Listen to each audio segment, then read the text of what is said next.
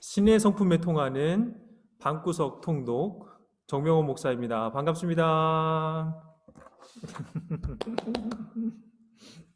예, 오늘 또 지난 시간에 있는 것을 좀 간단히 복습을 하고 그 다음에 이어서 계속 나가도록 하겠습니다. 저번에 보여드렸던 그 표를 충분히 숙지를 하시게 되면은 누구든지 어떤 분에게 설명할 때든지 자신 있게 신약만큼은 설명을 하실 수 있을 거예요. 이 표를 충분히 머리에 넣도록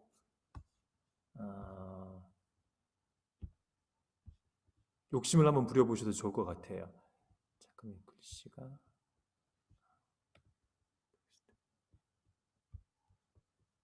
이렇게.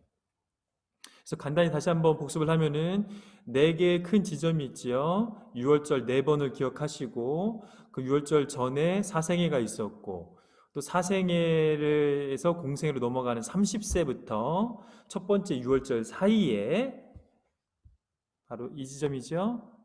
이 지점에서 유월절 전에 몇 가지 일이 있었죠. 세례 받으시고 시험 받으시고 공적으로 하나님으로부터 하나님의 아들이라는 것을 선포를 받으실 때에 시편 2편과 이사야 말씀을 인용한 하나님께서 예수님에 대한 공적인 선포가 있었고 이는 내 사랑하는 자요 기뻐하는 자라.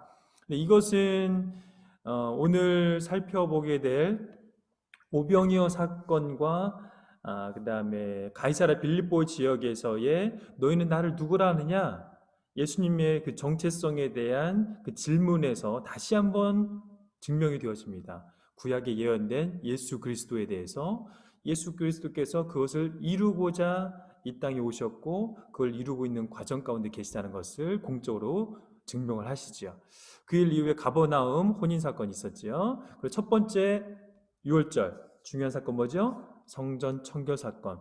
그래서 성전을 청결 사건, 우리에게는 예수 그리스도에 대한 이해가 있기 때문에 성전 청결 사건이라고 얘기를 하지만은 그 당시에 있었던 사람들의 입장에서 보면 이건 성전 청결 사건이 아니라 뭐라고 할 수 있을까요? 일종의 성전에서 반란? 성전을 뒤집으신 난동 사건이죠, 일종의. 저희들이 예배를 드리고 있는데 어떤 30세 전후에 되는 청년이 와가지고 이 교회들은 다 문제야. 예배 다 썩었어. 교회들은 다 문제가 있어. 라고 얘기한다면은 사실 받아들이기 쉽지 않을 것 같아요. 그 당시에 유대교는 2가지의 큰 기둥이 있다고 말씀드렸죠. 유대교를 지탱하고 있는 2가지의 큰 기둥, 바로 성전과 율법이죠. 어느 시대로 거슬러 올라가요? 학사 에스라로 거슬러 올라가죠. 학사 에스라로 거슬러 올라갔을 때에 스룹바벨 성전은 있었어요. 힘들게 재건이 되었어요. 근데 뭐가 없었어요? 그 내용, 성전 안에서의 내용, 컨텐츠가 없었어요. 그 컨텐츠를 만들기 위해서 율법 중심의 말씀 교육을 시작하였죠. 그래서 그 당시부터 유대교가 세워졌고 유대교 중심으로 성전과 율법은 중요한 2가지 큰 가치였어요. 근데 그 핵심된 가치를 누가 흔들고 있어요? 갈릴리 출신의 나사렛이라는 동네에 200여 명밖에 살지 않는 이 촌동네에서 과연 선한 것이 나올까 싶은 그 동네에서 요셉, 목수의 아들로서 30세 전후의 청년이 와가지고 성전을 뒤흔든다? 사실 용납하기 어려웠던 것이죠.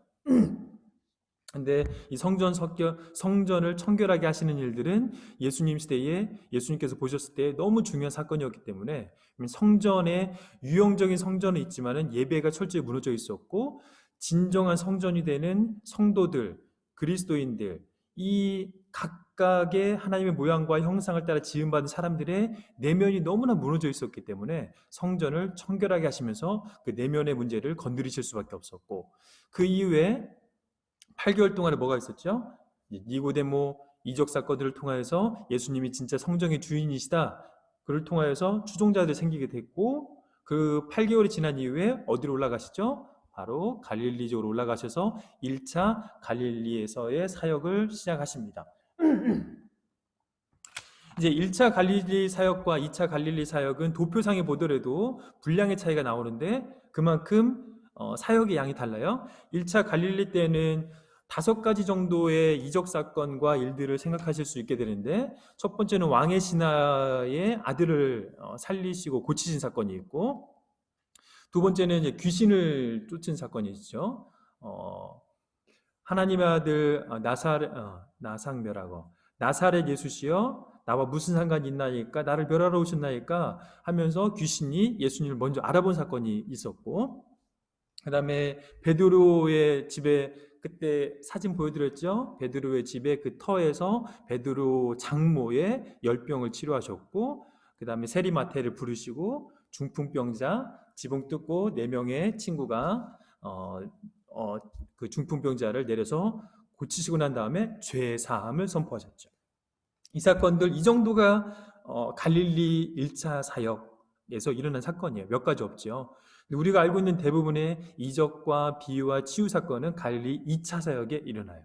그래서 1차 사건은 이렇게 마무리하고, 두 번째 유월절 때 또 예루살렘으로 내려가시죠. 내려가셔서 무슨 일을 하시나요? 바로 베데스다 연못 사건. 베데스다 연못 사건, 이 38년 된 병자를 치유한 사건의 중요한 의미는 뭐였어요? 안식일의 재해석. 안식일의 의미가 뭐예요? 하나님께서 천지를 창조하시고 6일 동안 창조하시고 7일에 안식을 하셨는데, 그 하나님의 창조의 완전과 온전함을 계속 유지해 갔어야 되는 대표적인 인간 아담이 죄로 말미암아 그걸 유지하지 못하고, 죄가 이 땅에 들어오고 자유의지를 가지고 있는 인간의 연약함은 죄를 선택하는 일들을 행함으로 말미암아 이 땅 가운데 고통이 시작됐다고 그랬죠. 고통의 문제와 죄의 문제가 들어오므로 안식은 계속해서 깨어져 가고 있어요.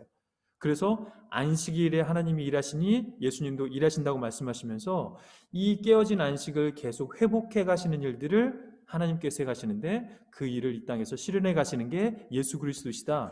그래서 예수 그리스도께서 안식일을 재해석해 가심으로 어떻게 보면은 가장 불완전하고 고통 가운데 있었던, 내면이 철저히 무너져버린 38년 동안 그 패배와 절망감이 있었던 베데스다 연못에 먼저 가는 사람이 치유를 받았기 때문에 능력이 없고 무능하고 힘이 없었던 사람은 항상 뒤처지고 그 혜택을 누릴 수 없었던, 마치 경쟁사회 구조 안에서 강자가 독식하는 이 자본이 중심이 된 사회 안에서의 이런 모습과 패턴이 비슷하죠. 이런 사회 안에서 예수님께서 안식일을 새롭게 재해석해 주시는 거죠. 그러면서 안식일 문제가 대두가 됩니다. 그래서 요한복음에서는 이게 유월절을 기준으로 구분이 되었지만은 마태, 마가, 누가에서는 이게 예수님이 예루살렘에서 행하신 건지 갈릴리에서 행하신 건지 이게 구분이 좀 잘 안 돼요. 근데 어느 시점부터가 이게 유월절 두 번째 이후 사역이냐라고 구분할 수 있는 기준은 마태, 마가, 누가 공관복음에서 안식일 논쟁이 어느 지점에서 일어나는지 보시면은 그때부터가 대부분 이제 유월절 두 번째 이후의 시점이라고 볼 수 있습니다. 죄송합니다. 좀 여기가 추워서 춥네요. 그래서 두 번째 유월절 기점을 구분하는 기준은 뭐다? 안식일이다. 안식일 논쟁이 있는 지점은 보통 두 번째 유월절 이후의 시점으로 마태, 마가, 누가에서는 그 지점을 찾을 수 있게 돼요.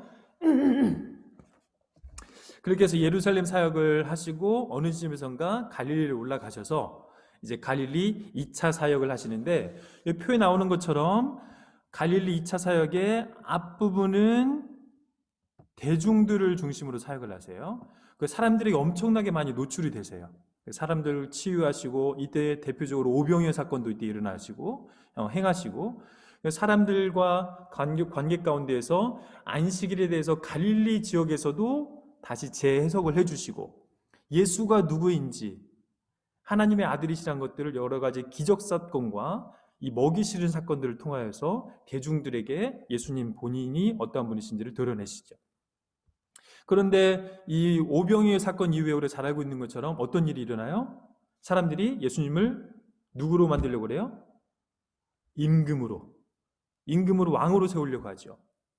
그런데 예수님은 그걸 목적으로 오신 것이 아니기 때문에 그때부터 사람을 떠나서 멀리 하시고 갈릴리 2차 사역 후반부에는 북방 갈릴리 이방 사역, 이 수르보니게 여인의 이야기가 이제 여기서 나오게 되고 수로 시돈 지역과 이방과 가이사랴 빌립보를 통해서 밑으로 내려오는 지역까지 데카폴리까지 해서 2차 갈릴리 사역 후반부는 변방으로 좀 돌기 시작하세요. 변방으로 도시면서 무엇을 하시냐? 집중적으로 제자 훈련을 하십니다. 그래서 이 지점에서 예수님께서 제자들을 집중적으로 훈련을 하시면서 이제 12제자를 통하여서 이 땅 가운데에 하나님 나라 사역이 계속 진행되어 줄 수 있도록, 또 예수님에 대한 증인으로서의 삶을 온전히 살아갈 수 있도록 예수님께서 준비시키는 시간들을 이때 보내시게 되는 거죠. 그 부분을 오늘 같이 좀 살펴보려고 합니다.